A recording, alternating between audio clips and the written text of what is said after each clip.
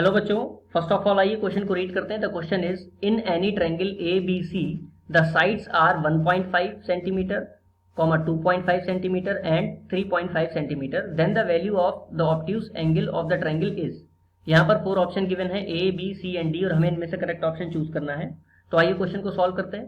Question को solve करने से पहले कोसाइन रूल देख लेते हैं। किसी भी ट्रायंगल में अगर हमें कोई ट्रायंगल गिवन है ए बी सी, ठीक है, तो इस पॉइंट को ए और एंगल को भी ए लेट कर लेते हैं, ये बी और ये सी। अब ए के ठीक सामने वाली साइड को स्मॉल ए से, बी के ठीक सामने वाली साइड को बी से, स्मॉल बी से, और सी के ठीक सामने वाली साइड को स्मॉल सी से रिप्रेजेंट किया जाए तो कॉस सी की वैल्यू होती है बी स्क्वायर, या ए स्क्वायर लिख सकते हैं, a square plus b square minus c square upon 2ab।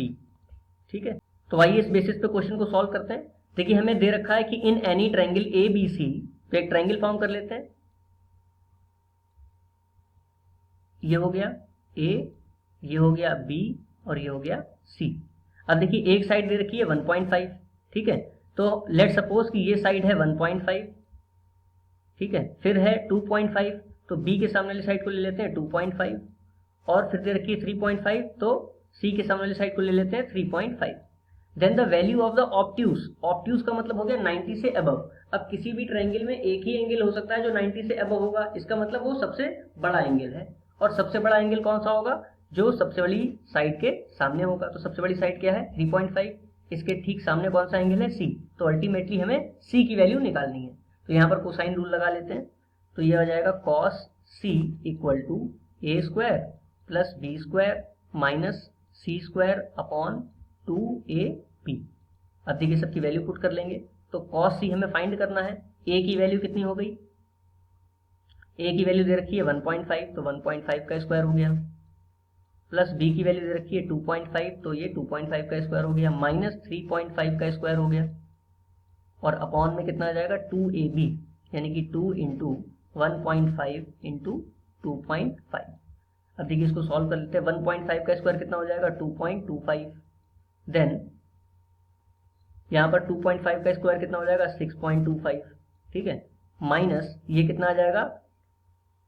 12.25 upon में यहाँ पे कितना हो जाएगा? देखिए 2 और 1.5, ये कितना हो जाएगा? 3, और 3 की मल्टीप्लाई करेंगे 2.5 में तो मिल जाएगा 7.5।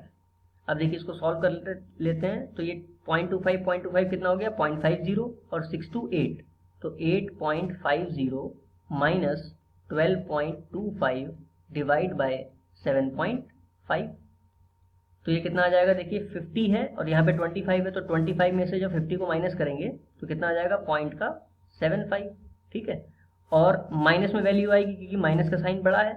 यहाँ पर कितना बचेगा? 11, 11 माइनस 8 कितना हो जाएगा? 3, तो माइनस 3.75 अपॉन 7.5, ठीक है। इसको जब कट करेंगे तो 3.75 2 7.5 आ जाएगा, यानी कि अल्टीमेटली में मिलेगा -1/2, जो कि किसकी वैल्यू आ रही है? कॉस सी की। कॉस सी इक्वल टू आ रहा है -1/2, और कॉस में -1/2 किसकी वैल्यू होती है? कॉस 120 की, यानी कि सी की वैल्यू आ जाएगी 120 degree, which is option number B. तो करेक्ट आंसर हो जाएगा ऑप्शन बी। आई होप आपको ये क्वेश्चन समझ में आया होगा। Thank you.